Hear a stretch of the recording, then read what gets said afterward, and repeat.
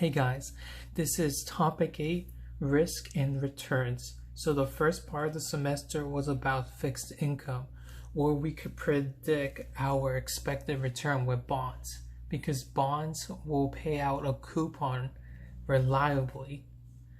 But like stocks, well, if there's a bull market and the economy is booming, well, that stock's going to do pretty well. And if there's a recession and the economy is a bust, well, you're going to have a lot of pain with that stock. And this is how you quantify that. And you can also quantify the difference between a tech stock and, let's say, a boring stock like Dollar General. Or a tech stock, you will have more risk but more reward. But with Dollar General, it's a slow growing company, and it will grow during a recession. So you can make some money, but you'll expect less returns. And we can do an example later. So starting, risk is the possibility that an actual return will differ from our expected return. So in the first part, we have this really big equation, and right now we're going to start by solving this, by finding our mean.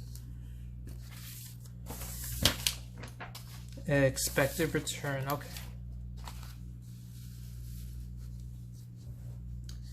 So we have our three states of economy: boom, normal, and bust.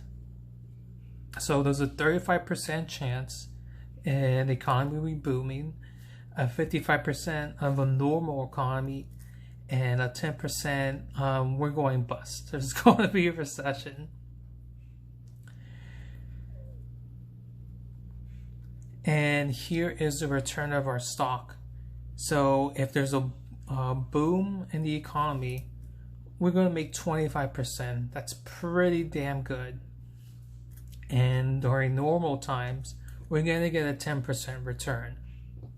And if in the bust and the recession, we're going to lose about 5%. That's not bad at all. And we're trying to find our mean, because that's going to help us in that problem. So obviously we gotta account for all these as a possibility. So if you add all these up, this equals 1. And that's pretty easy. So you take your calculator. We're gonna go with the boom economy first. 0.35 times 25. And you get 8.5%, 0.75%, excuse me. And then we do our normal economy, which is 0.55 times 10 and 5.5%.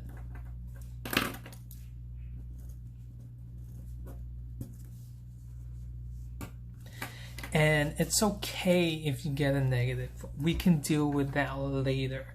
And this is the case in the bust example. So we have our 0.10 times our return of negative 0.5%. And we get negative 0.5%.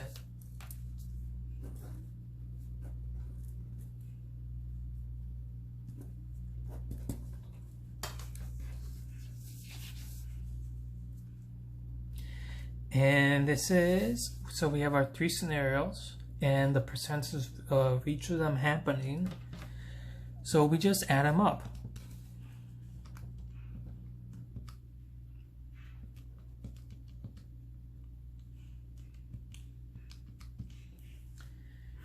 And we get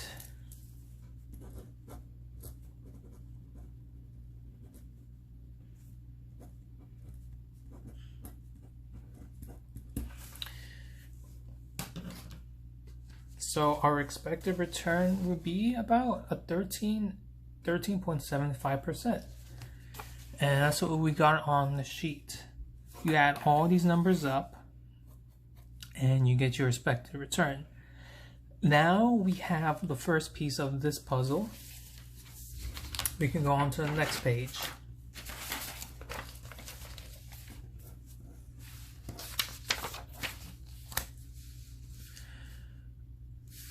So this is the page 8. And as you can see, it gets pretty messy. But it's not as complicated as it seems. Basically, you're referring back to this problem. On the previous page, page 7, this is what we got, our mean. Our stock is expected to return about 13.75%. And that will be the same for each variable.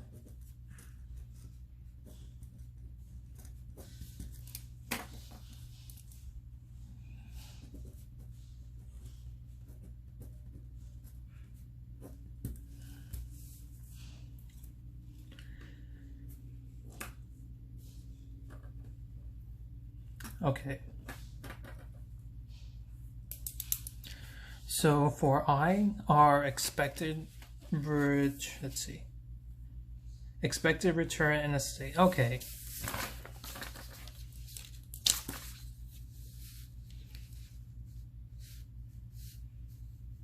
So like example, in the boom economy, our stock is going to return 25%. And then we subtract that for our mean about the average. That's what we did on this page.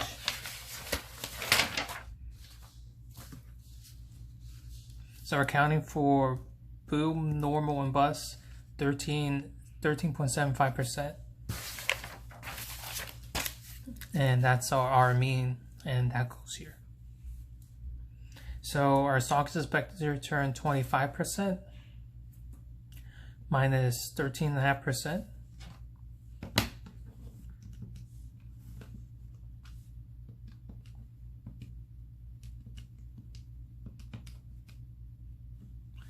$11.25, and we're going to square that according to this formula right here. So we hit our square button and we get 126%.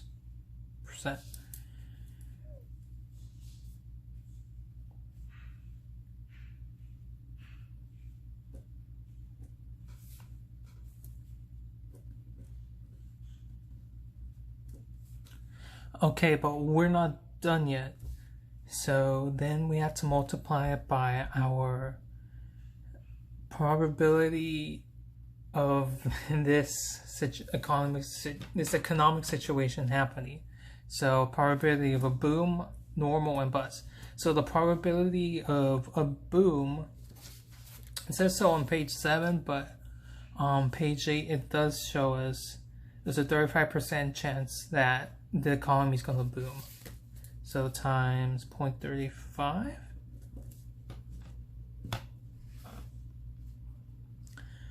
So we take this number that we got from here, we squared it, and now we multiply it by 0.35.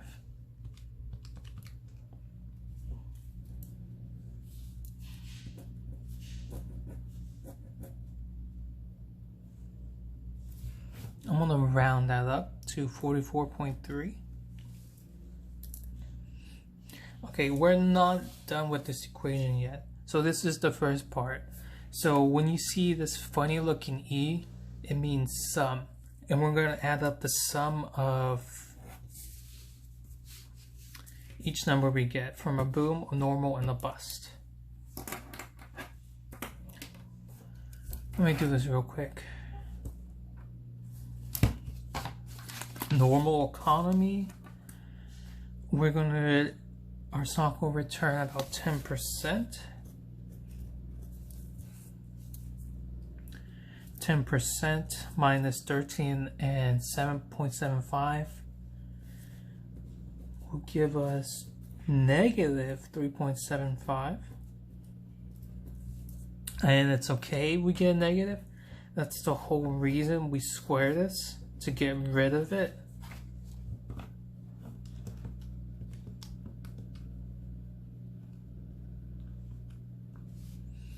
We get 14.6, and of course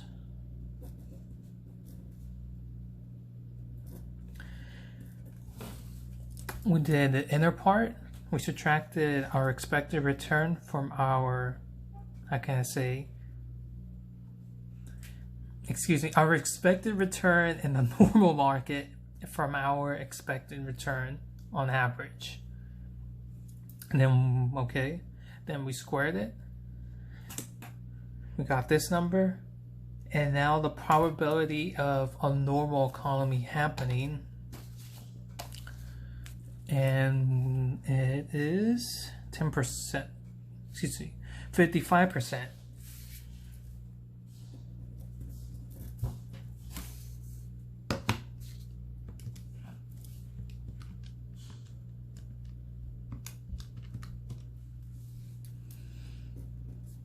%7.73%.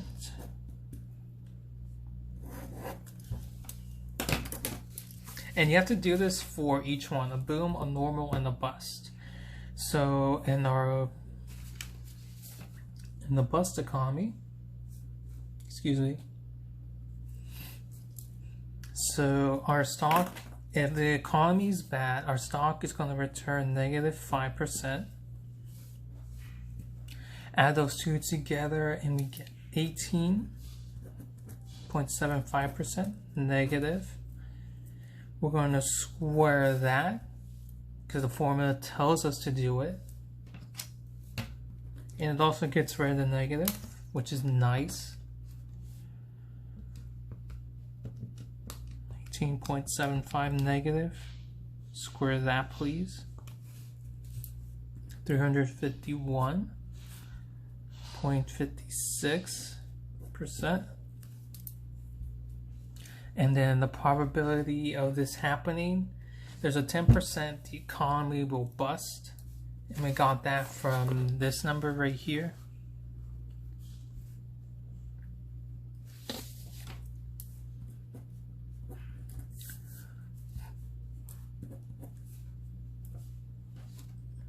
Take our calculator, 351%, 0.56.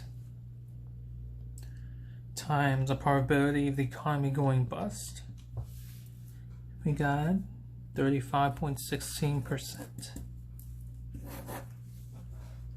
Okay, so we found the average return of our stock, or R mean,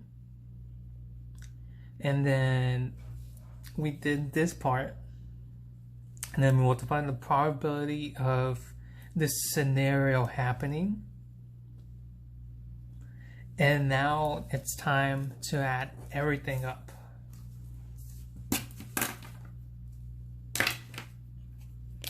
So we take all the results.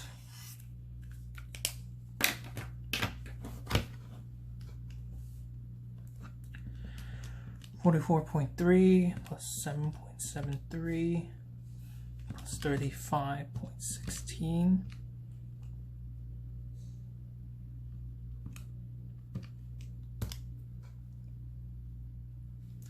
And we got 87.9.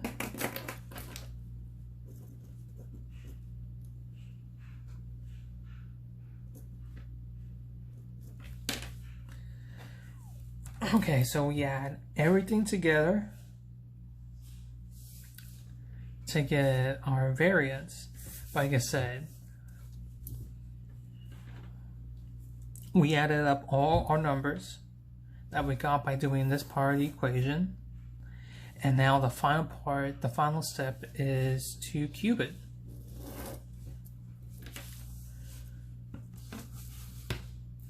So 87.9 cube it.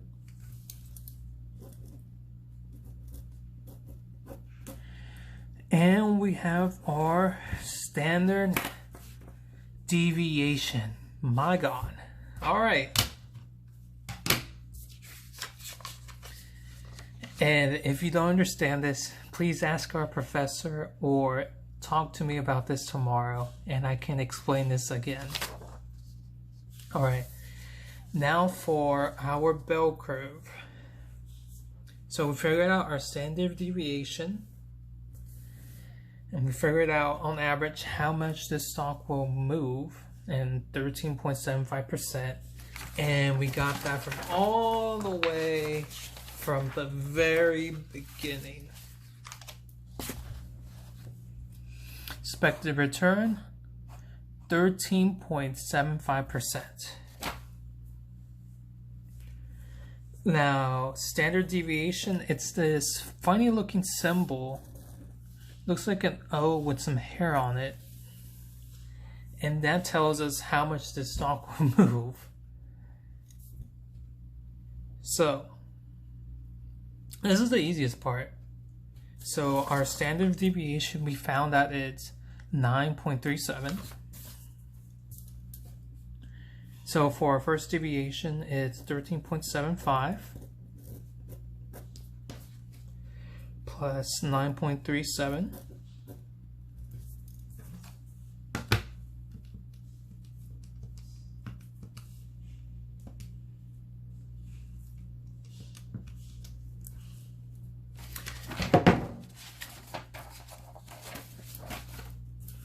We got a standard deviation of 23.13%. And it's the same thing from this side. Now it's 23.13% plus 9.37, our standard deviation.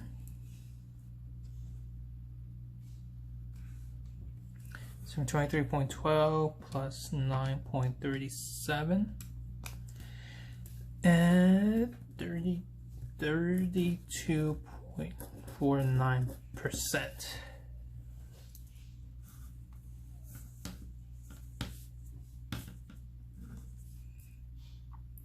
And then, of course, that's your upside.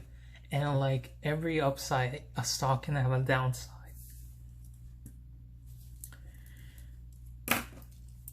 So our negative standard deviation is 13.75% minus the standard deviation we found, 9.37%. And we got a return of 4.37%. Do that again. 4.37% minus our standard deviation. And that goes up to negative 4.39%.